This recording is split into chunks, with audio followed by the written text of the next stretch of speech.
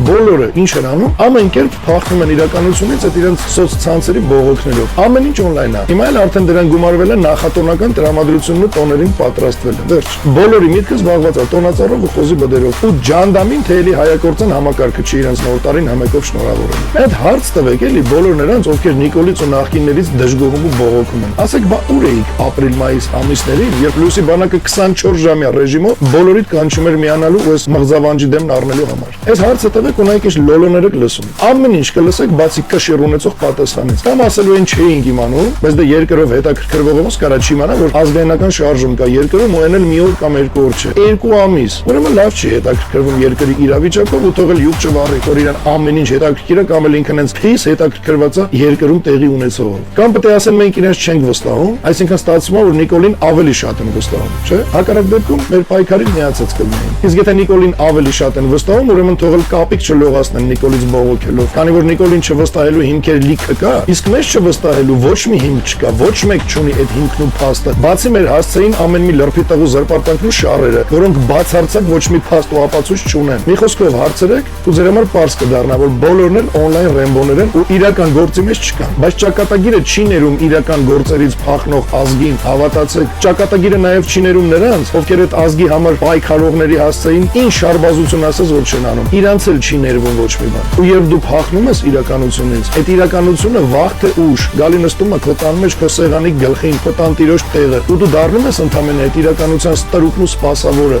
Միշտ պետք է ուղիղ նայել վտանգի աչքերի մեջ ու եղած չեղած ուժով դրա մաման լացացնել, որ այլևս անունը տել անգամ չտա։ Իսկ դուք ինչ եք անում։ Անում եք ճիշտ հակառակը։ Մի հատ վտանգ, անգամ թվացial վտանգ։ Վերջ, փախուստը ապահովված է։ Ջայլամի պես գլուխները հողի տակ ու միանգամից գնացին on-line հարթակներում ստատուս ու կոմենտ գրելու։ Չկա ռեալ պայքար։ Պայքարողն էլ ոնց ասես խանգարում ու պիտակավորում են։